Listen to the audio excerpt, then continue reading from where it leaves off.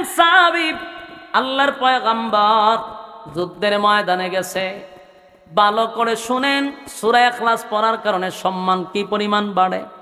নবীজি গেছে যুদ্ধের ময়দানে, যুদ্ধ করার জন্য। রাসূল নিজেই যুদ্ধের ময়দানের সেনাপতি। হঠাৎ করে জিবরাইল বলে, হুজুর, আপনার একজন মহব্বতের সাহাবী দুনিয়ার থেকে বিদায় হয়ে গেছে। আগে নবীজি, জানাজার নামাজ আপনি নবীকে পড়াইতে হবে গো। আল্লাহর নবী কয়, কোথায় মারা গেছে? গো মদিনায়। নবী কয়, আমি কই, আমার সাহাবী কই? মাঝখানে দূরত্ব হলো 100 কিলোমিটার। কেমনে রে আমি তার জানাজাটা পড়াবো? এটা কি কোনোভাবেই সম্ভব হবে? যুবক ভাইরা, কোথায়? 100 কিলোমিটার যেতে তো কমপক্ষে 1 দিন 2 দিন লাগবে। তখন তো আমাদের মতো গাড়ি ছিল না। আল্লাহর নবী বলেন, জিবরাইল, কেমনে রে আমি এখন তার জানাজা পড়াবো? জিবরাইল কয়, হুজুর, আল্লাহর আদেশ হইল আপনি জানাজা পড়াবেন, তাই আপনাকে অর্ডার দেওয়া হয়েছে জানাজা পড়ানোর জন্য। আল্লাহর নবী বলেন, আমি কই, আমার সাহাবী কই? কেমনে রে আমি তার জানাজাটা পড়াবো? এবার জিবরাইল কয়, হুজুর, আপনি রেডি হন, আপনি প্রস্তুতি নেন। আপনার মুআবিয়া ইবনে মুআবিয়া আপনার সামনে হাজির করা হবে। পয়গম্বর জানাজার জন্য যখন রেডি হয়ে গেল, আল্লাহর নবী তাকায়া দেখে পয়গম্বরের সামনে মুআবিয়া ইবনে মুআবিয়ার লাশ দেখা যায়। এই ঘটনারে কেন্দ্র করে আমাদের দেশে এখন চালু হয়েছে গায়েবানা জানাজা। গায়েবানা জানাজা চালু হয়েছে এই ঘটনারে কেন্দ্র করে। ওরা দলিল দেখো, হুজুর যদি যুদ্ধের ময়দানও তাইকা মুআবিয়ার জানাজা পড়াইতে পারে, আমরা কেন পারবো না? আরে ব্যাকল, এটা হইল নবীর মুজিজা। মুজিজা নবীরে আল্লাহ নবুয়তের চোখ দিয়া মুআবিয়ার লাশ নবীর সামনে দেখাইছে। কথা হয় না? আল্লাহর হাবিব যুদ্ধের ময়দানে মুআবিয়া ইবনে মুআবিয়ার লাশ নবীর সামনে রাখা হইল। পয়গম্বর সেদিন দাঁড়াইয়া মুআবিয়ার জানাজা পড়াইতে লাগলো। যেই মাত্র জানাজা পড়ানো শেষ, পয়গম্বর তাকায়া দেখে আকাশটা মেঘাচ্ছন্ন হয়ে গেছে, চতুর্দিকটা অন্ধকার হয়ে গেছে। আল্লাহর নবী বলে, জিবরাইল, জানাজার আগেও দেখলাম প্রচন্ড রুদ্র, হঠাৎ করে কেন রে এমনটা হয়ে গেল?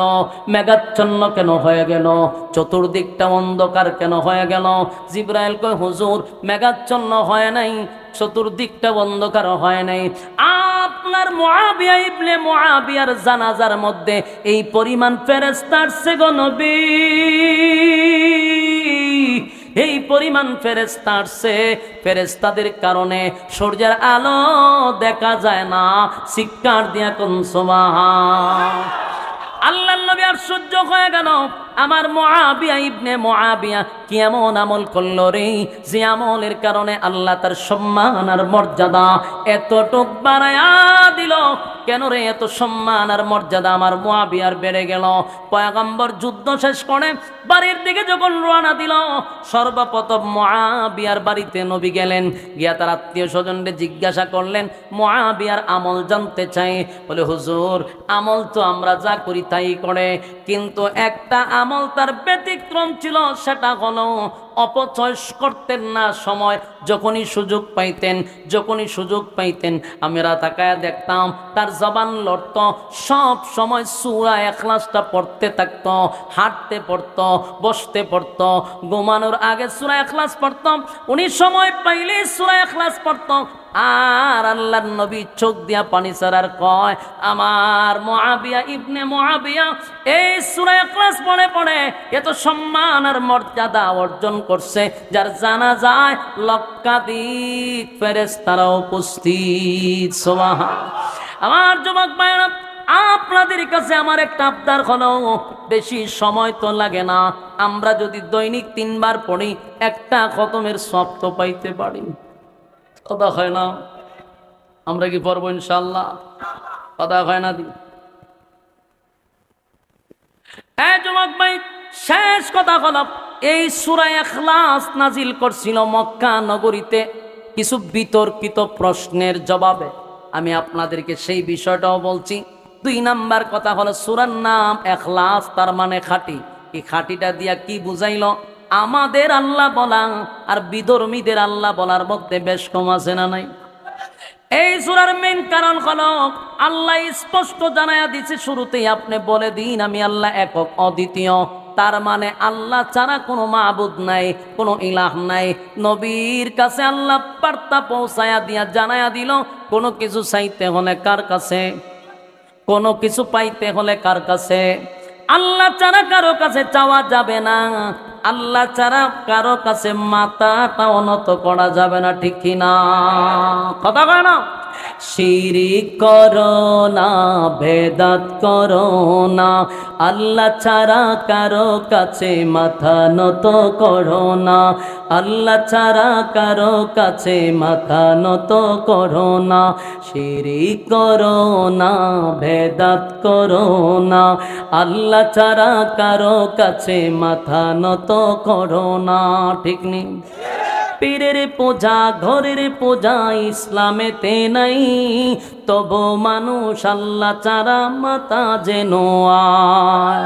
পীরের পূজা, ঘরের পূজা ইসলামেতে নাই, তবু মানুষ আল্লাহ ছাড়া মাথা যেন আয়। কোরআন শিখো, হাদিস মানো, তার অধিক যেও না। কোরআন শিখো, হাদিস মানো, তার অধিক যেও না। শিরিক করো না, বেদাত করো না, আল্লাহ ছাড়া কারো কাছে মাথা নত করো না, আল্লাহ ছাড়া কারো কাছে মাথা নত করো না, ঠিক কিনা? এই তরিকা সেই তরিকা, অভাবে কিছু নাই, রাসূল ছাড়া আর তরিকা মুক্তির উপায় নাই, ঠিক কিনা? এই তরিকা সেই তরিকা, অভাবে কিছু নাই, রাসূল ছাড়া আর তরিকা মুক্তির উপায় নাই। কোরআন শিখো, হাদিস পড়ো, তার অধিক যেও না। শিরিক করো না, বেদাত করো না, আল্লাহ ছাড়া কারো কাছে মাথা নত করো না। শিরিক করো না, বেদাত করো না, আল্লাহ ছাড়া কারো কাছে মাথা নত করো না। রাজি আছি তো ইনশাআল্লাহ? কারা কারা শিরিক মুক্ত থাকতে চায় হাত তুলে দেখায়া দে। লিল্লাহে তাকবীর, লিল্লাহে তাকবীর। সূরা ইখলাস, বলুন সূরার নাম কি? ইখলাস শব্দের অর্থ কি? খাঁটি। বলুন ইখলাস শব্দের অর্থ? এই সূরা নাজিল হয়েছে মক্কাতে, মক্কাতুল মুকাররমায় এই সূরাটা নাজিল হয়। এই শানে নজুলটা যদি আপনাদেরকে সংক্ষিপ্তভাবে বলি, আমরা সূরাটা ছোট্ট কিন্তু এটার আলোচনা ব্যাপক, তাই আমি এটার 3টা ভাগে ভাগ করব, যদি আপনারা মনোযোগ দিয়ে শোনেন। প্রথম ভাগে আমরা এটা কেন নাজিল হলো তার সংক্ষিপ্ত কথা, এরপরের ভাগে আমরা এটারে তার সরল তর্জমা, এরপরে তার সংক্ষিপ্ত ফজিলত। এই 3টা ভাগে আমরা ওয়াজ করব অল্প সময়ের ভিতরে ইনশাআল্লাহ। আসুন প্রথম এটা নাজিল হলো কেন? নাজিল হওয়ার মূল কারণ হলো মক্কাতুল মুকাররমায় 3টা দল ছিল, দ্বিত্ববাদী, তিত্ববাদী, বহুবাদী। এই 3 দল মিল্লা তারা তাদের ধর্মের প্রচার করত। কেউ 2 খুদায় বিশ্বাস করত, কেউ 3 খুদায় বিশ্বাস করত, কেউ বহু খুদায় বিশ্বাস করত। ইয়াহুদিরা 2 খুদায় বিশ্বাস করে, খ্রিস্টানরা 3 খুদায় বিশ্বাস করে, আর মূর্তি পূজারীরা বহু খুদায় বিশ্বাস করে। তো রাসূল আরবি সাল্লাল্লাহু আলাইহি ওয়াসাল্লাম তখন একত্ববাদী খুদার দাওয়াত দেওয়া শুরু করলেন। মক্কার 3 দল চিন্তা করলো, আমরা বাপদাদার ধর্ম প্রচার করতেছি, আমরা এতদিন যাবৎ খুদা 2 জন মেনে আসছি, এতদিন যাবৎ 3 খুদা মেনে আসছি, এতদিন যাবৎ আমরা বহু খুদায় বিশ্বাস করি, আর আব্দুল্লাহর পুত্র মুহাম্মদ মাত্র 1 খুদায় বিশ্বাসী, এবং আমাদের বংশের মধ্যে ফাটল সৃষ্টি করতেছে, সম্পর্কের মধ্যে দূরত্ব সৃষ্টি করতেছে, এটা তো হতে দেওয়া যায় না। তো বহুবার এটা নিয়ে এরা মিটিংয়ে বসছে, কিন্তু রাসূলের সাথে কথা বলে কোনোভাবেই তারা খাপ খাইতে পারে না। মানে তারা রাসূলের সাথে কথা বললেই যে কোনো একটা জায়গায় তারা আটকা পড়ে যায়। তো শেষ পর্যন্ত তারা দেখলো যে আল্লাহ রাসূল দাওয়াত দেয় এক আল্লাহ। তো মক্কার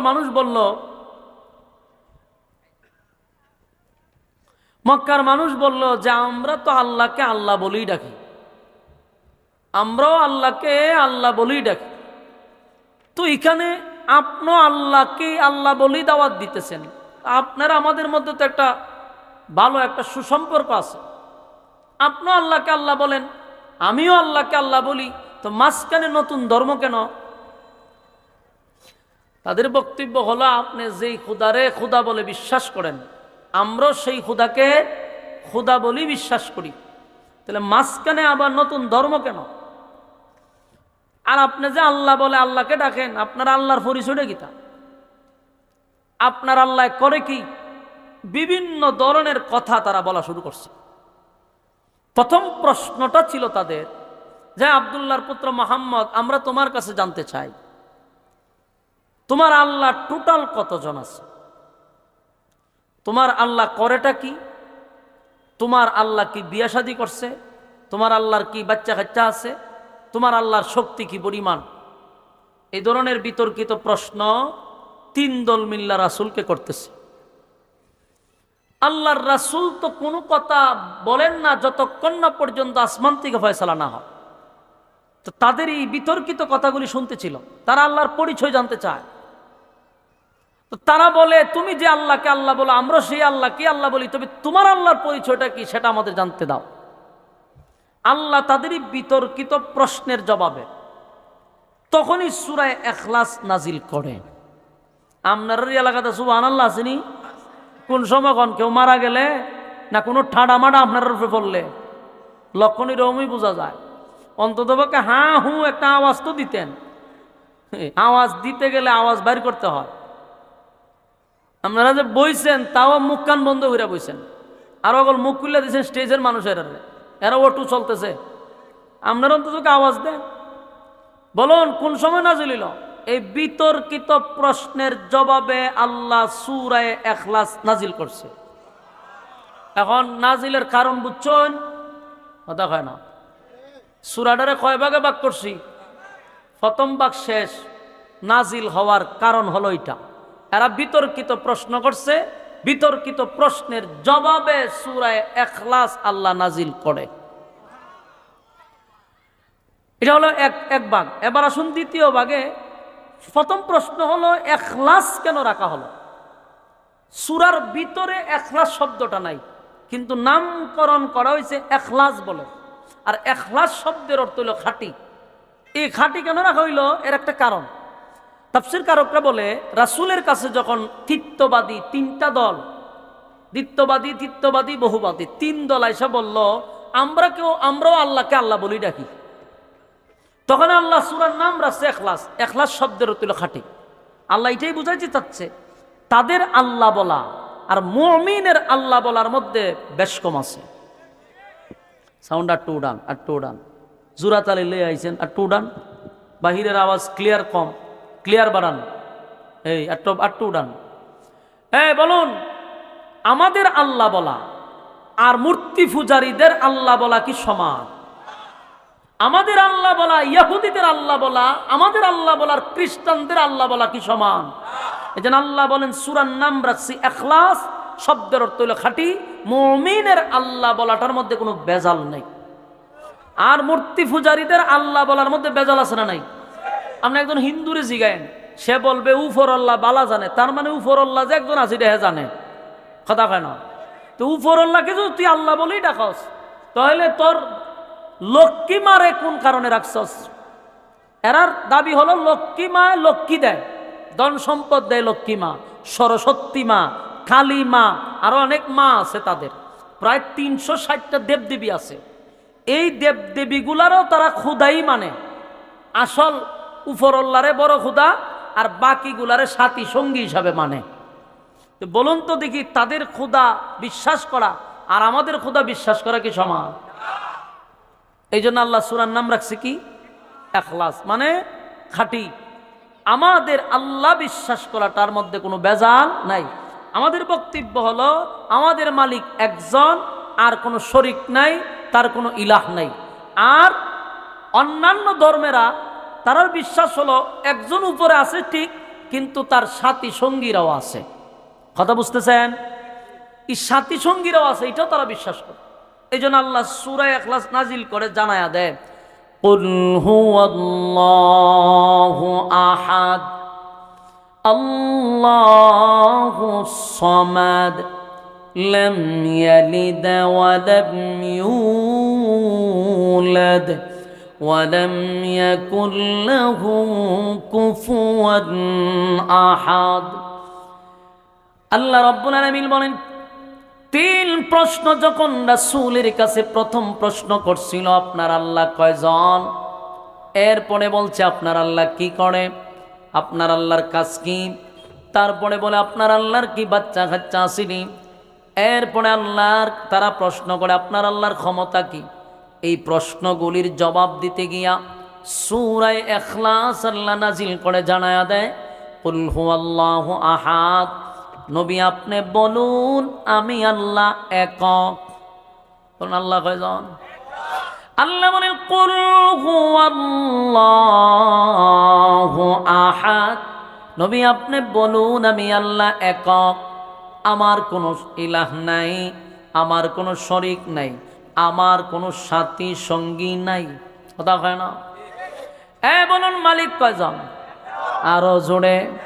আমাদের ইখলাস, আমাদের বিশ্বাস, আমাদের আকীদা হলো আমার মালিক একজন, উনি সর্বশক্তিমান, উনি সর্বশ্রেষ্ঠ, ওনার পরে কোনো মালিক নাই, কোনো ইলাহ নাই, সাথী নাই, সঙ্গী নাই। এই কথাটাই আল্লাহ বলেন, নবী বলুন কুল হুয়াল্লাহু আহাদ, আপনি বলুন আমি আল্লাহ একক অদ্বিতীয়, আমার কোনো সাথী নেই, আমার কোনো সঙ্গী নাই, আমার কোনো ইলাহ নাই। 1 নম্বর প্রশ্ন ছিল আপনার মালিক কয়জন? আমার আল্লাহ কিন্তু জবাবটা দিয়া দিছে, নবী আপনি বলুন আমি আল্লাহ এক অদ্বিতীয়, আমার মালিক ছাড়া আর কেউ নাই, কেউ নাই, কেউ নাই। আমরা বিশ্বাস করি আমার মালিক ছাড়া আর কেউ নাই।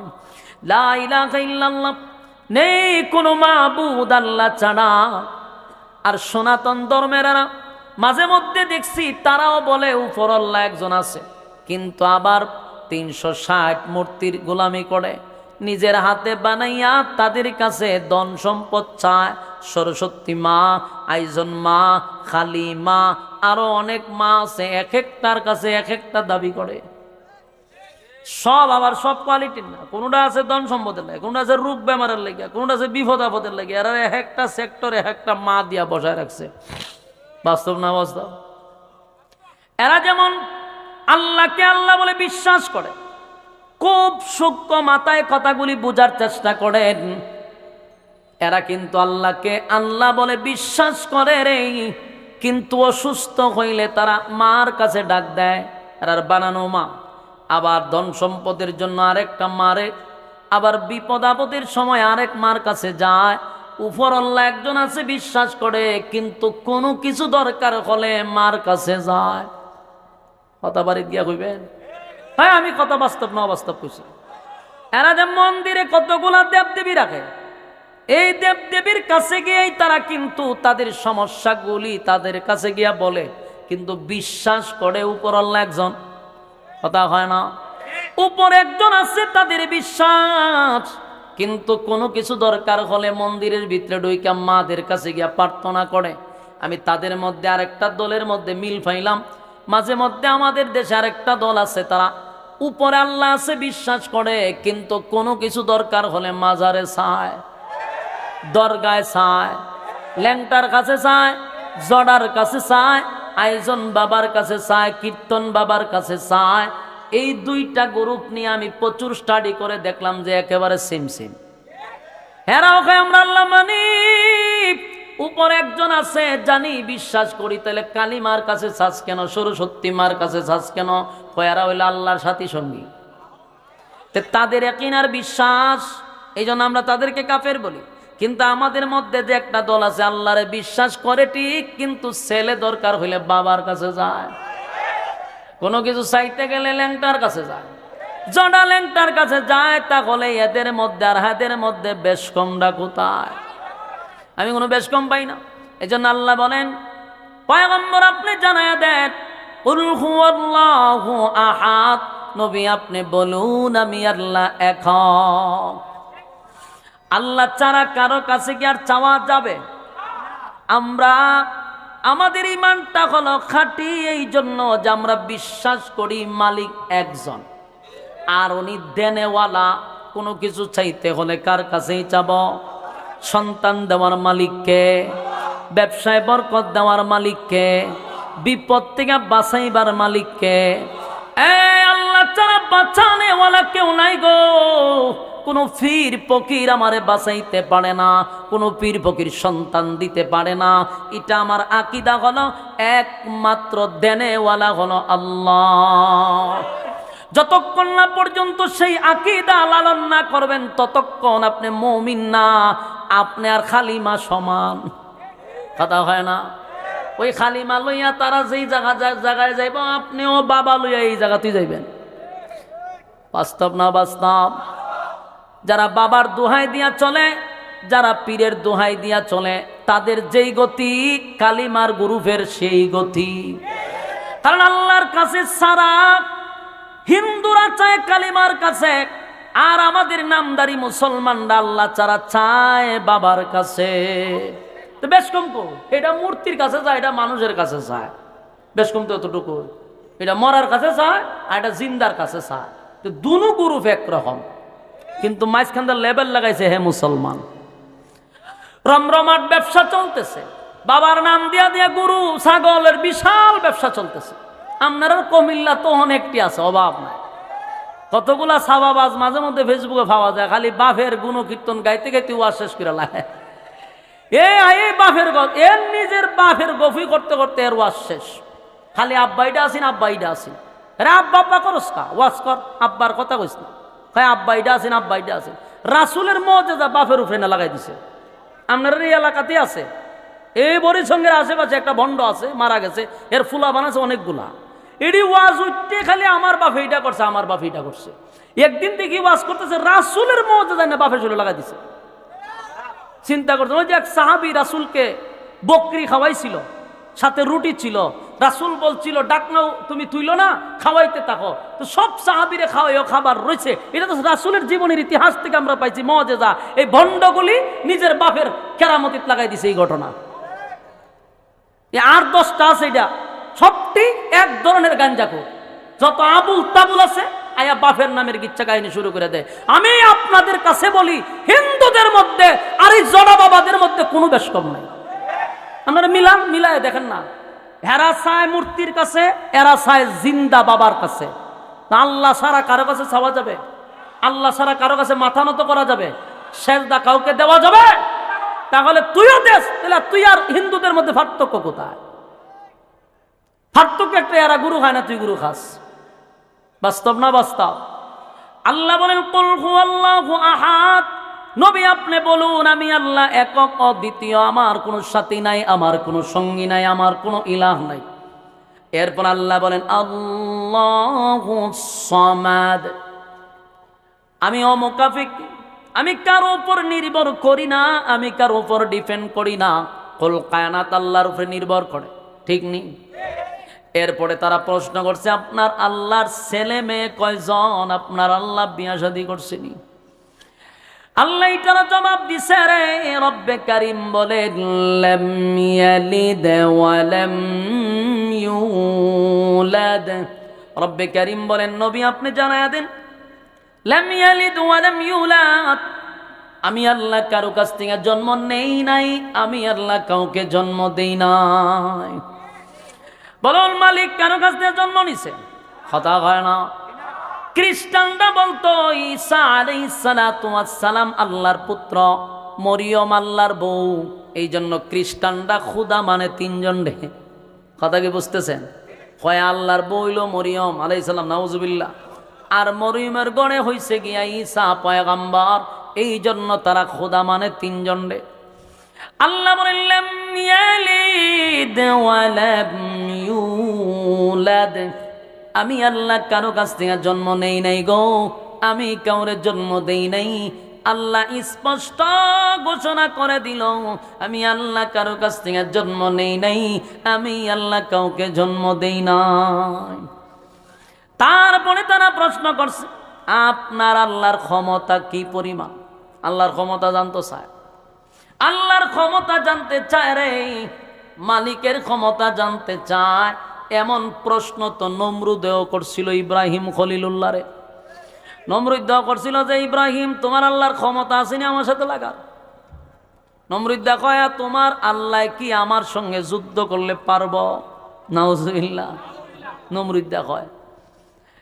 ইব্রাহিম খলিলুল্লাহ কয়, মালিক কত বড় বেয়াদব, আপনার সঙ্গে যুদ্ধ করতে চায়। আল্লাহ কয় করুক না, এর জন্য শখ করছে একটু করুক। এবার আল্লাহ বলেন করুক যুদ্ধ। নমরুদ্দাও কইছিল, ইব্রাহিম তোমার আল্লাহ কি আমার সঙ্গে লাগলে পারব? ইব্রাহিম খলিলুল্লাহ বলে, আমার মালিক তোমার সঙ্গে যুদ্ধ করতে গেলে কি মালিকের খামান বিমান লাগবে? নমরুদ্দা কয়, আমি যুদ্ধ করতে রাজি। প্রস্তুতি নেয় নমরুদে যুদ্ধ করার জন্য রে। কত বড় বেয়াদব, আল্লাহর সঙ্গে যুদ্ধ করার জন্য প্রস্তুতি নেয়। অথচ আমার মালিক নমরুদরে গোটা পৃথিবীর বাদশাহী দিছিল। রাজত্ব পাইয়া মানুষ আল্লাহকে ভুলে যায়, ভিতরে অহংকার চলে আসে, মানুষকে মানুষ মনে করে না, কথা কয় না। মানুষ যখন ক্ষমতা পায়, মানুষ যখন রাজত্ব পায়, তখন ওই রাজত্ব পাইয়া ক্ষমতা পাইয়া মানুষ ক্ষমতার অপব্যবহার করে। একটা সময় মানুষগুলা চতুষ্পদ জানোয়ারের চেয়ে নিকৃষ্ট হয়, যেটার বাস্তবতা আমরা 16 বছরে দেখছি। এরকম জানোয়ার কয়েকটা ছিল কিনা? হ্যাঁ, কথা কই না।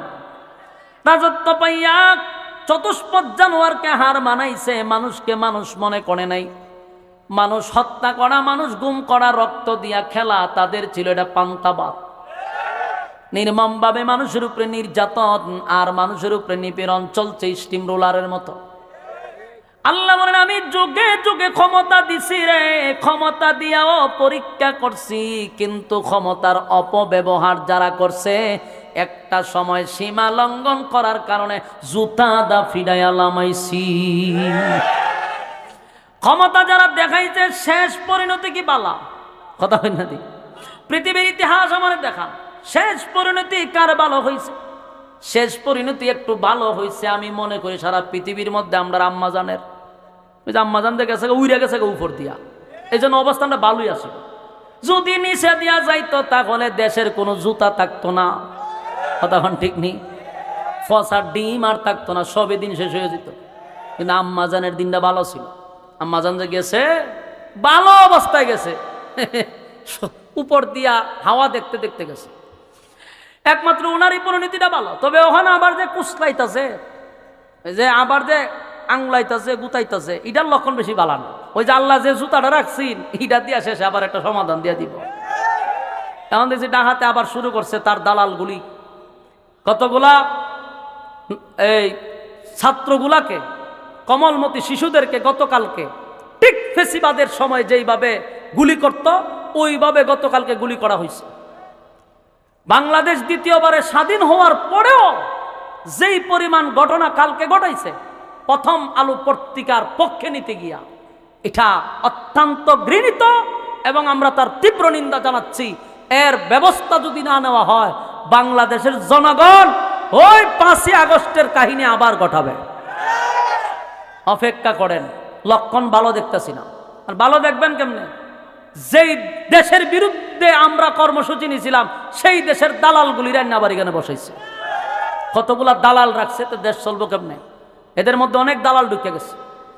আল্লাহ তাআলা এই সমস্ত দালালদের থেকে হেফাজত করুক, আমিন। শক্ত হতে হবে, দুর্বল হওয়া যাবে না। আপনারা শক্ত হয়েছিলেন বলেই আমরা 16 বছরের নির্যাতন থেকে বাঁচতে পারছি। আবারও যদি মানুষ দাঁড়িয়ে যায়, তাহলে ফালাইবার সুযোগও পাবে না, ঠিক কিনা বলেন? আল্লাহ বলেন, ক্ষমতা দেই আমি পরীক্ষা করি, কিন্তু ক্ষমতার অপব্যবহার যখন করা শুরু করে, তার শেষ পরিণতি ভালো হয় না। নমরুদরে ক্ষমতা দিছিলাম, এক নাম্বার নিজেরে খোদা দাবি করছে, 2 নাম্বার আল্লাহর সঙ্গে যুদ্ধ করতে চায়। আল্লাহ কইতেন কর যুদ্ধ। নমরুদ্দা 50 কিলোমিটার এরিয়া লইয়া বাহিনী লইয়া দাঁড়াইছে, আল্লাহ যুদ্ধ করতো।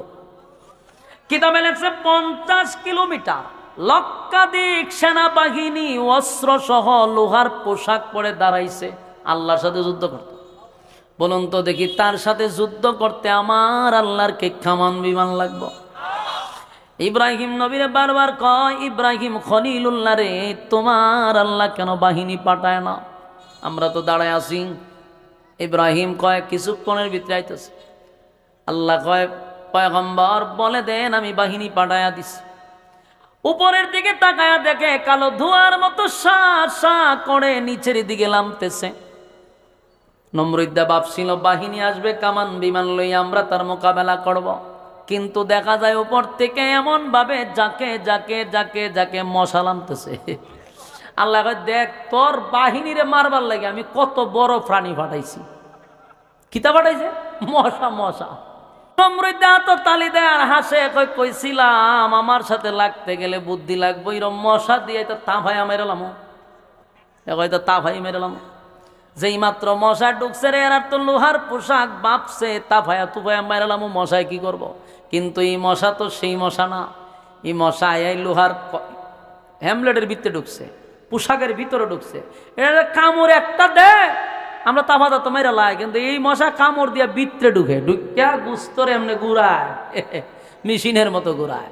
কিছুক্ষণের ভিতরে লক্ষ লক্ষ বাহিনীরে জালি জালি ঘুরে ফেলাই দিছে। তাফাইব কখন? একটারে তাফা দিলে 10টায় ছিদ্র করে ফেলাই দেয়। কিছুক্ষণের ভিতরে পুরো মাঠ শেষ, খালি মশায় মশায় অভিযান চালাইছে। মশার বাড়িতে মশা কয় মাত্র কয়েক সেকেন্ড সময় দেন, কয়েক সেকেন্ডে সব শেষ করে দিছে। নমরুদ্দারে এখনো ধরছে না। নমরুদ্দার আল্লাহ ধরাইছে না, না এরা ধরিস না, কারণ এত দেখতেইব ঘটনাটা। এ যে এত বড় নেতা, নেতার ঘরের নেতায় যে আমার যুদ্ধ করালে ডাক দিছে, আমি তো তরারে বাড়াইছি মশারে। মশায় যে সেকেন্ডের ভিতরে সব শেষ। তো এই অসংখ্য যাকে যাকে মশার মধ্যে একজন ছিল প্রতিবন্ধী মশা, যেটা রাত পাও নাই। এটার কিতাব করেন আপনারা, প্রতিবন্ধী করেন না, ওই ল্যাংরা মশা। ল্যাংরা মশা, ল্যাংরা স্যাংরা ওই লিডিরে প্রতি ওই যে বাতা সাতাতে দেয়, তো এই মশা ওই রকম, এটা রাত পাও নাই। হে মশায় নিচের থেকে আল্লাহরে কয়, আল্লাহ তা আমারে কোন কামে পাঠাইলে? আমার তো 2 ফাও নাই, কোন যে বইয়া এরপরে যে আমি ইনসুলিন ঢুকামো, আমার তুই ফাউডিও নাই, তা আমার কেড়ে পাঠাইছে? আল্লাহ কয়, তোরে বড় কাম করামু, চুপ করে বসে থাক। সবটিরে শেষ করার পর আল্লাহ কয়, রে প্রতিবন্ধী কই আছত? কজি আসি। যা ওই যে বড়ডারে গে তোর বম্পাস্টিক মার্কা নমরুদ্দারে। কয় আল্লাহ আমার 2 ফাও নাই, বলে ফাও লাগতো না, পাকাটা দিয়ে খালি এর নাকের কাছে গিয়ে দাঁড়ায় থাক। যখন এর নাক টান দিব, নাকের টানের সাথে ভিতরে ঢুকবে। ঢুকাইয়া দিল মশায়, নাকের ভিতরে দেখিয়া মগজে বয়ে গেছে। মগজে বৈশা এবার জিব্রাইলে ওই মশার কাছে ফোন দিছে, দোস্ত কি অবস্থা? কয় স্যার আমার তো জায়গা মতো আল্লাহ বসাই দিছে, তোমার চাকরি হইলো ওই জায়গাত বইয়া কতক্ষণ পরে পরে খালি ইনসুলিন ঢুকাইবা। হ্যাঁ মশাই তো বালা কাম পাইছি, কতক্ষণ পরে যেটা গুতা দে দিয়ে আবার ঠান্ডা তুলে, যে গুতা দে নমরুদে 3 4 ফল দেয় উপরে উঠে। বুঝেননি মগজে কামড় দিলে কিরম লাগবো? 3টা লাভ দিয়ে উপরে উঠে আর মাথার তাপায়, কিন্তু মশার কামড় তো আর ছাড়ে না। লাফাইতে লাফাইতে অস্থির। জিব্রাইল কয় ছাড়িস না, আমি কইলে ছাড়িস। যা কিছু দিয়ে আছে সব জিনিস দিয়া বাইরে এলো, কিন্তু বেতা ছাড়ে না, যেটা পায় এটা দিয়ে বাইরে। একটা পর্যায়ে জুতা দা মারছে বাড়ি। জিব্রাইল করে তাড়াতাড়ি সুই বাইর কর। সুই বাই করছে, বেতা ছাড়ছে। নমরুদ চিন্তা করলো সব কিছু দিয়া বাড়ি দিলাম, বেদনা গেল না, কিন্তু জুতা দা বাড়ি দিলাম, মাথার বেতা গেল গা। জুতার মধ্যে কি ওষুধ আছে? জুতাটা লয়ে বই রয়েছে। কতক্ষণ পরে আবার ওখান থেকে ফোন আইছে যে আবার কামড় দে। আবার যখন সুইটা ঢুকাইছে, নমরুদ হাত জুতা আছে, টাস করে বাড়ি মারছে। বাড়ি মারতে ছেড়ে দিছে। এরপরে জিব্রাইলে দায়িত্ব দিয়ে গেছে মশারে, যে তোমার চাকরিটা হইলো জুতা দা বাড়ি দিলে ছেড়ে দিবা, আর কতক্ষণ পরে পরে সুই ঢুকাইবা, জুতা দা বাড়ি দিলে ছেড়ে দিবা, নাও তোমার চাকরিটা। মশা বেচারার ফাও নাই, হ্যাঁ চিন্তা করছি কেন বইয়া থাকি, মাশাল্লাহ জায়গা তো বালা খারাপ না। কতক্ষণ পরে পরে একটা কামড় দেয়, আর জুতা দা বাইরে এই চলতেছে। নমরুদ আর কিছু করছে না। তো নমরুদ তো গোটা পৃথিবীর বাদশা ছিল, পার্লামেন্টে বসছে, বিভিন্ন দেশ থেকে লোকেরা আসছে, কথা বলতেছে। হঠাৎ করে দেয় বাদশা কতক্ষণ পরে জুতা দা মাথার মাঝে বাড়ি মারে। দেশের মানুষ কয় হায় হায়, এরকম বেজ্জুতার লোকের কাছে আমরা আসলাম, দেশের সারা দেশের বাচ্চাতে জুতাটা মাথার বাইরে খা, এরকম ছাগল ছাগলের সাথে নিয়ে আমরা বৈশাখ মিটিং করো, মানুষে সিসি দিতে দিতে জায়গা হে করতো কিতা, হ্যাঁ তো আছে বিপদ, জুতাটা না বাড়ি দিলে খামড় সারে না, আর মানুষ তারে ঘৃণা দিয়া থুথু দিয়া চলে যায়। কিছুদিন পরে একা একা বাইরিতে বাইরিতে অনেক কষ্ট না, একজন চাকরিতে লোক রাখছে, নিয়োগ দিছে যে আমারে প্রতিদিন জুতাদা বাইরে তুইব, মাসে এত টাকা বেতন। বেজ্জতি আল্লাহ করলে কেমনে করে একটু শুনেন। জুতাদা বাইরিলে বেতন, এক ব্যক্তি হয় যাই হোক বেতন ফায় আর না ফায়, এর দুটো কটা জুতাদা বাড়ি দিতে পারি, বেতনের কি তা দরকার? ঠিক নেই কথা হয় না ঠিক? আমরা দেশের ওই যে ইয়াসিনের নাম কি তখন মুরগি সুরাজ আসি সারিয়ার কবির, আচ্ছা কোন চান এ যদি একটা চাকরি আমারে দিত, আমি তো কইলাম বলে যে আমার বেতনের দরকার নাই বাবা, তোরে উল্টা আরো 10,000 দিব, কিন্তু আমার জুতা একটা বাড়ি লেবে দে, আমি আর জুতা বাড়িলাম হইলো, কিন্তু আমার তুই চাকরিটা পাইলাম না। ঠিক এই লোকে চাকরি পাইয়া গেছে নমরুদ্দার কাছে, নমরুদে চাকরি দেওয়ার পরে হে ডিউটি সকাল বিকাল জুতাদা বাইরেন, কিন্তু প্রথম তো শখে বাড়িছে, পরে তো পড়ছে বিপদ, খানা খাইতে পারে না, ঘুমাইতে পারে না, 24 ঘন্টার মাথার দ্বারা বই তখন জুতাদা বাড়িবার লেগে। একটা পর্যায়ে লোকটা শুকায় গেছে, চাকরি ছাড়লেও তারে মেরে লইব, আর চাকরি করতে গেল সে এমন মারা যাইব, পড়ছিনি মহামসিবত। শেষে কয় আল্লাহ যা করে, হয় আমি মরতাম আর না হয় হ্যাঁ মরত, চাকরি করলেও মরো, চাকরি ছাইরা দিলেও মরো। একদিন জুতার বদলায় লইছে বড় একটা মুগুল লইছে, মুগুল লইয়া বয়ে রয়েছে, যেই মাত্র যে বাড়ি দে জুতা থইয়া মুগুর দা মারছে, জোত কান জুড়ে ফাড়ে, একবারই মারছে, মাইরা মাথা 2 ভাগ করে লিছে। মশা যা আসি মশা ছায়াদের উপরে ছাদ নাই, এই জায়গা তো সে থাকতে পারে না। মশা জিব্রাইলে ফোন দিয়ে স্যার কি করতাম, কত ডিউটি শেষ, মশা গেছে গা। বলুন তো দেখি নমরুদ আল্লাহ সাইজ করছে কি দিয়া? জুতা দিয়া লাস্টে ফিরাইয়া মারছে, চরম পর্যায়ের বেজ্জতি করে আল্লাহ দুনিয়ার থেকে বিদায় করছে। শোনেন স্পষ্ট কথা, আল্লাহ বলেন পরকালে তো শাস্তি দেওয়া হয় যারা জুলুম করে, যারা অপকর্ম করে দুনিয়াতে, যারা আল্লাহর হুকুম লঙ্ঘন করে, পরকালে তো শাস্তি আছেই, কিন্তু দুনিয়াতে ততক্ষণ পর্যন্ত তার মৃত্যু হবে না যতক্ষণ চরম পর্যায়ের বেজ্জতি সে দুনিয়াতে না হবে। যে সবার ক্ষেত্রে আল্লাহ বেজ্জতি করবে, তারপরে আপনাকে দুনিয়াতে নিবে। কথা বুঝতেছেন আমার? তো নমরুদ এই কথা বলছিল বহু আগে যে তোমার আল্লাহ শক্তি কি পরিমাণ। ঠিক একই প্রশ্ন করছে মক্কার মূর্তি পূজারীরা, তো তোমার আল্লাহ শক্তি কি পরিমাণ? আল্লাহ এটার জবাব দিছে, ওয়ালাম ইয়াকুল লাহু কুফুয়ান আহাদ। আল্লাহ বলেন ওয়ালাম ইয়াকুল লাহু কুফুয়ান আহাদ, আমার সমকক্ষ কেউ নাই, আমার সমতুল্য কেউ নেই। তাহলে তারা যেই প্রশ্নগুলা করছিল সূরা ইখলাস দিয়ে আল্লাহ সবগুলি প্রশ্নের জবাব কিন্তু একে একে সব দিয়া দিল। প্রথম প্রশ্ন হলো আপনার আল্লাহ কয়জন? রব্বে কারীম বলেন কুল হুয়াল্লাহু আহাদ, নবী আপনি বলুন আমি আল্লাহ একক, আল্লাহুস সামাদ, আমি অমুকাফেক্কি, আল্লাহুস সামাদ লাম ইয়ালিদ ওয়া লাম ইউলাদ, আমি আল্লাহ কারো কাছ থেকে জন্ম নেই নাই, আমি আল্লাহ কাউকে জন্ম দেই নাই। ওয়ালাম ইয়াকুল লাহু কুফুয়ান আহাদ, রব্বে কারীম বলেন আমার সমতুল্য কেউ নাই। তাহলে এই বেঈমানগুলি নবীরে প্রশ্ন করলো, আল্লাহ রাব্বুল আলামিন সূরা ইখলাস নাজিল করে আল্লাহর সব পরিচয় সূরা ইখলাসের ভিতরে দিয়া দিছে। সুবহানাল্লাহ। এজন্য সূরা ইখলাসকে বলা হয় শানে এলাহি, আল্লাহর শান মান মর্যাদা সম্পর্কে একটা সূরা। যুবক ভাই, এই সূরার এত ফজিলত, এই সূরাটা যদিও ছোট কিন্তু এর ফজিলত বড় মারাত্মক। আমরা যদিও দেখছি সূরাটা খুব ছোট কিন্তু এর আলোচনা ব্যাপক, এবং এটার যে কি ফজিলত আমি আপনাদেরকে সংক্ষেপে বলি। কয়টা ভাগে ভাগ করছিলাম? প্রথম হইল নাজিলের কারণ, শুনছেন, সংক্ষেপে সংক্ষেপে বলছি কারণ অনেক সময় লাগে এই আলোচনা করতে, তো সংক্ষেপে বলছি কেন নাজিল হইল। এরপর আপনাদেরকে সরল তর্জমাটা শুনাইলাম। এখন আসুন এর ফজিলতটা কি জানা দরকার আছে নি? সূরার ফজিলতটা শুনেন। এই সূরাকে বলা হয় তাদিলু সূরাতুল ইখলাস সুলুসাল কোরআন। এই সূরাকে বলা হয় কোরআনের 3 ভাগের 1 ভাগ। আপনারা লাগা সুবহানাল্লাহ আছে নি? তিনি কন্যা কা সূরা ইখলাসকে কোরআনের কয় ভাগের এক ভাগ? তার মানে বুঝছেন, একবার বললে 10 পারার সওয়াব, দুইবার পড়লে 20 পারার সওয়াব, তিনবার পড়লে এক খতম। সুবহানাল্লাহ, সুবহান। তাহলে সূরাটা যদিও ছোট, তার ফজিলত আকাশচুম্বী। সুবহানাল্লাহ। আল্লাহর নবী বলেন, কোন বান্দা বান্দি যদি প্রতিদিন 3 বার সূরা ইখলাস পড়ে, তার আমলনামার মধ্যে একটা খতমের সওয়াব আল্লাহ লিখে দিবে। যুবক ভাইরা, এই সূরা এত দামি, শুধু দামি এটা নয়, এই সূরাটা আমাদের জন্য একটা রহমত, আমাদের জন্য একটা রহমত। আমি মনে করি এই সূরাটা আল্লাহ আমাদেরকে মায়া করে, মহব্বত করে নাজিল করছে। যদি এই সূরা নাজিল না হতো রে, তাহলে দেখেন তো, একটু চিন্তা করে, কোরআন কিন্তু আমাদের জন্য একটা নিয়ামত, কোরআন আমাদের জন্য নিয়ামত।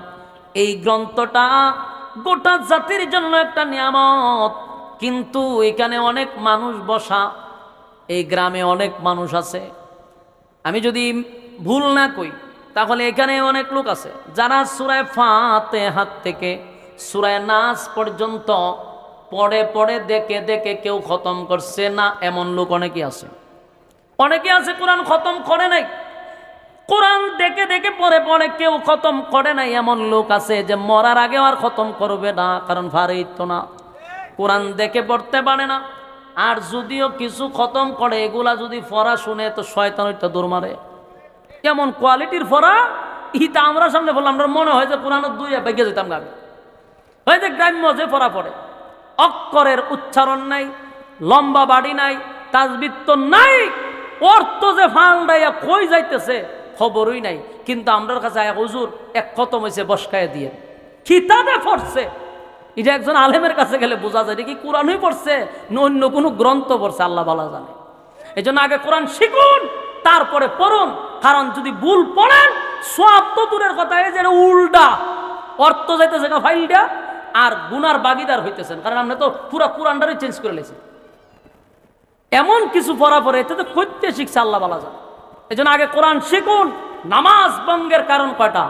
19টা। বলুন, নামাজ ভঙ্গের কারণ কয়টা? 19টা কারণের মধ্যে সর্বপ্রথম কারণ হলো নামাজে অশুদ্ধ পড়া। এই কথা কেন? নামাজে অশুদ্ধ পড়া। এই নামাজে অশুদ্ধ পড়াটা হলো, একটু পরে চাচা একটু পরে কথা কইেন, নামাজে অশুদ্ধ পড়া হলো তার প্রথম কারণ।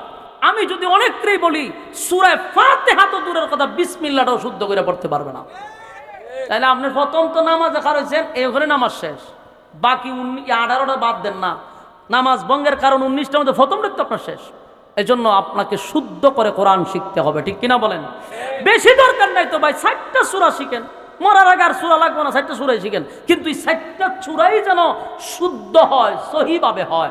আপনার এতটুক মেহনত যদি না করতে পারেন, চিরস্থায়ী জান্নাতের আশা কেমনে করেন আপনি? হ্যাঁ, চিরস্থায়ী জান্নাতের আশা করেন কেন? আল্লাহ বলেন, পয়গম্বর বলেন, কোন বান্দা বান্দি যদি 3 বার পড়ে, 3 বার একটা খতমের সওয়াব আমলনামায় দেওয়া হবে। এই সূরাটা যদি নাজিল না হতো, বহু মানুষ হাসরের মাঠে ওইটা দাঁড়াইলে পড়ে আমলনামা চেক করে দেখতো একটা কোরআনের খতমও নাই। কথা কোন ঠিক নেই? হাসরের মাঠে সমস্ত আমলনামা দেখার পরে দেখবে, হাই রে, এই বন্দার আমলনামায় একটা কোরআনের খতম নাই। আমি আল্লাহ না তোদের জন্য কোরআন নিয়ামত স্বরূপ পাঠাইছিলাম, কেন রে বান্দা একটা খতমও কি করতে পারলি না? আমি আল্লাহ এত বড় নিয়ামত দিলাম, কিন্তু আমার প্রতি আপনার প্রতি আল্লাহর কত মায়া, কত মহব্বত আর ভালোবাসা। সূরা ইখলাসকে ঘোষণা করে দিল, যদি কেউ 3 বার পড়ে সহি শুদ্ধভাবে, আল্লাহ বলেন আমি ওয়াদা দিলাম তার আমলনামায় আমি একটা খতমের সওয়াব দিয়া দিব। সুবহান। আমার যুবক ভাইরা, সূরা ইখলাস একবার পড়লে 10 পারা। আপনারা কি পড়তে রাজি? তাহলে আমার সঙ্গে পড়ুন, কুল হুয়াল্লাহু আহাদ আল্লাহুস সামাদ লাম ইয়ালিদ ওয়া লাম ইউলাদ ওয়া লাম ইয়াকুল লাহু কুফুয়ান আহাদ। একবার পড়লে প্রত্যেকের আমল নামায় কিন্তু এই মুহূর্তে 10 পারার সওয়াব রেডি। সুবহানাল্লাহ। আরেকবার পড়ুন, কুল হুয়াল্লাহু আহাদ আল্লাহুস সামাদ লাম ইয়ালিদ ওয়া লাম ইউলাদ ওয়া লাম ইয়াকুল লাহু কুফুয়ান আহাদ। এই মুহূর্তে 20 পারার সওয়াব। আরেকবার পড়ি, কুল হুয়াল্লাহু আহাদ আল্লাহুস সামাদ লাম ইয়ালিদ ওয়া লাম ইউলাদ ওয়া লাম ইয়াকুল লাহু কুফুয়ান আহাদ। আমার যুবক ভাইরা, পর্দার আড়ালের মা বোনেরা, এই মুহূর্তে আমার সঙ্গে যারা পড়ছেন, আল্লাহর কসম, আল্লাহর কসম, আল্লাহর কসম, কাফারা দিতে হবে না। এই মুহূর্তে যারা পড়ছেন প্রত্যেকের আমল নামায় আমার আল্লাহ একটা খতমের সওয়াব লিখে দিছে। চিৎকার দিয়ে কোন সুবহান। এই যুবক ভাইরা, একবার নিজের নিজে প্রশ্ন করেন, আজকের মাহফিলে আপনারা আয়েশা যারাই আমার সামনে বসছেন, এই মুহূর্তে এতগুলা মানুষের আমল নামায় একটা খতমের সওয়াব। আমাদের দেশে বছরে সারা বছর মাহফিল করায়ও একটা শ্রোতার আমল নামায় এক খতম সওয়াব ঢুকায়া বাড়িতে পাঠাইতে পারে না। কথা হয়নি? আবার পরে শুরু করে দেয় মাশাআল্লাহর জিকির, এরপরে কেক্কুর কাক্কুর কুতানি শুরু করে। আমাশা তো 12 মাই আমাশা, এটার কথা কোথায় আবারে রাস্তা টানে। এরপরে শুরু করে নাচানাচি, এরপরে শুরু করে গান, এরপরে শ্রোতারা নাচতে নাচতে বাড়ি যায়। আল্লাহর কসম, এগুলার দ্বারাই ওয়াজ মাহফিল কিয়ামত পর্যন্ত করাইলো 4 পয়সার কোনো ফায়দা হবে না। এই যে আপনারা বলছেন, আমি কসম করে বলছি কাফারা দিতে হবে না। প্রত্যেকের আমল নামায় যদি একটা খতম থাকে, এই মাহফিল যারা করাইছে তারাও সাকসেস, কারণ শ্রোতাদের আমল নামায় এক খতম করে সওয়াব। সুবহানাল্লাহ। কিয়ামত পর্যন্ত আপনি একটু চিন্তা করেন, 3 বার পড়লে যদি এক খতমের সওয়াব হয়, আপনি যদি দৈনিক একবারই পড়েন, মানে 3 বার যদি ডেলি পড়েন, তাহলে 365 দিনে 365টা খতম। কথা হয় না? তাহলে মরার আগ পর্যন্ত কত খতমের সওয়াব আপনার আমল নামায় হবে রে। একবারও কি চিন্তা করে দেখছেন, কিয়ামতের মাঠে যখন আল্লাহ আপনাকে দাঁড় করাবে, আপনার আমল নামায় দেখা যাবে শুধু খতম আর খতম আর খতম। তখন আপনাকে গজবের ফেরেশতারা ধরার জন্য আসলে কোরআনের খতমগুলি বলবে, আমরা কোরআন, তার সামনে তোমরাই শোনা, সে কিন্তু কোরআনের খতম করছে, আর আমরা কোরআন থাকতে তার উপরে গজব দিতে দিব না। এইভাবে আপনাকে টেকেল দিবে কোরআন। এই জন্য কোরআনের খতম দৈনিক যদি 3 বার পড়ি, তাহলে 365 দিনে 365টা খতম। 3 বার পড়তে কি আমার 5 মিনিট লাগছে? 1 মিনিটও লাগে না। ঠিক কিনা বলেন? আমার যুবক ভাইরা, আল্লাহর নবী বলেন, কেউ যদি 10 বার পড়ে রে সূরা ইখলাস, যদি প্রতিদিন প্রতিদিন প্রতিদিন 10 বার কেউ পড়ে, আল্লাহর নবী বলেন জান্নাতের ভিতরে তার জন্য একটা বালাখানার রেডি করা হয়। সুবহানাল্লাহ। এক জান্নাতের ভিতরে তার জন্য বালাখানা তৈরি করা হয়। তাই আমরা যদি প্রতিদিন 10 বার পড়ি, অনর্থক কথা না বলে, বেহুদা কথা না বলে, অপ্রয়োজনীয় কথা না বলে, রাস্তাঘাটে আড্ডা না মেরে, বাজারে সময় না দিয়ে, যখনই সময় পাই তখনই যদি আমরা সূরা ইখলাস পড়ি রে, আল্লাহ বলেন ওই বান্দার শুধু দুনিয়াতেই নয়, পরকালে দুনিয়াতে উভয় জাহানে আমি তার সম্মান আর মর্যাদা বাড়ায়া দিব। সূরা ইখলাস যদি কেউ প্রতিদিন প্রতিদিন পড়তেই থাকে, আল্লাহর নবী বলেন তার সম্মান আর মর্যাদা আমি আল্লাহ বাড়ায়া দেই, সম্মান বেড়ে যাবে, সম্মান বেড়ে যাবে। আজকের মাহফিলের মধ্যমণি খতিবুল উম্মাহ হযরত মাওলানা হাফিজুর রহমান সিদ্দিকী কুয়াকাটা। এছাড়াও আছেন মুফতি হাবিবুল্লাহ আরমানি সাহেব, করাচি, পাকিস্তান। এরপরে আপনাদের সামনে সঙ্গীত পরিবেশনা করবেন পরিচিত শিল্পী কবির বিন সামাদ সাহেব। দিগার অতিথিবৃন্দ, মুআজ্জাজ মুকাররম হযরত উলামায়ে কেরাম, উপস্থিত যুবক ভাইরা, মুরব্বিয়ানে আযম, আওয়াজ যতটুকু দূরে যায় অবস্থানরত পর্দানিশী মা ও বোনেরা, সকলকে আমার অন্তরস্থল থেকে জ্ঞাপন করছি মোবারক। শুকরিয়া আদায় করছি যিনি আমাদেরকে অসংখ্য মানুষের মাঝখান থেকে কয়েকজনকে নির্বাচিত করে আল্লাহ দ্বীনি মজলিসে বসায় রাখছেন। আমরা শুকরিয়া আদায় করছি আলহামদুলিল্লাহ। লক্ষ কোটি দুরুদ এবং সালাম আল্লাহর সৃষ্টির প্রধান আকর্ষণ জনাবে মুহাম্মদুর রাসূলুল্লাহ সাল্লাল্লাহু আলাইহি ওয়াসাল্লামের। সম্মানিত সুধী, রাস্তাঘাটে দোকানপাটে অনেক মানুষ, আমরা রাস্তাঘাটে সময়টুকু নষ্ট করতেছি, মেহেরবানি করে প্যান্ডেলে চলে আসি। প্যান্ডেলের ভিতরে আমরা বসে যাই, রাত দিন অক্লান্ত পরিশ্রম করে আয়োজন করছে আপনাদেরকে দিনই কিছু কথা শোনানোর উদ্দেশ্যে। মেলায় আর খেলায় আপনাদের সময় প্রতিদিনের মতোই যদি পার করতে হয়, তাহলে এই মাহফিল এত কষ্ট করে করার মানেটা কি? আড্ডাতে তো প্রতিদিন সময় নষ্ট হচ্ছে, গল্পতেও প্রতিদিন একটা রুটিন যে আমাদের আড্ডা মারতে হবে, সময় অপচয় করতে হবে, এটা তো করতেই আছে। তো বছরে একবারও কি আপনার মন চায় না যে দিনই কোনো মজলিসে একটু বসে কিছু নসিহা শুনি? এমন মন মানসিকতা তৈরি করার দরকার। তো আলহামদুলিল্লাহ, যারাই বসছেন আমি মনে করি যারা মেলাতে আছে আর যারা এখানে আছে, দুই দলের মধ্যে পার্থক্য আছে না নাই? মেলাতে ওখানে মেলায় সময় যারা বেশি দেয়, এদের মেলামেশাটা হয় শয়তানের সাথে। সবচেয়ে নিকৃষ্ট একটা জায়গা হলো বাজার, মেলা, সবচেয়ে নিকৃষ্ট জায়গা। আর ওই জায়গাতে ভালো মানুষ বেশি সময় থাকার কথা না। আর সবচেয়ে দামি জায়গা হলো যেখানে কোরআনের কথা হয়, তাহলে এইখানে কম মানুষ থাকারই কথা, কারণ দামি মানুষ সংখ্যায় খুব কম, শয়তানের গ্রুপ সংখ্যায় অনেক বড়।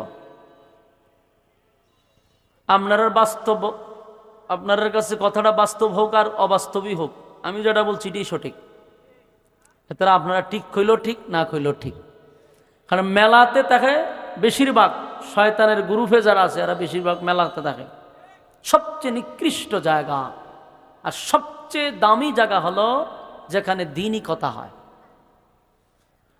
এই জন্য আপনারা যারা এখানে বসছেন, অসংখ্য মানুষের মাঝখান থেকে আপনাদেরকে আল্লাহ বাছাই করে এখানে বসার সুযোগ করে দিচ্ছে।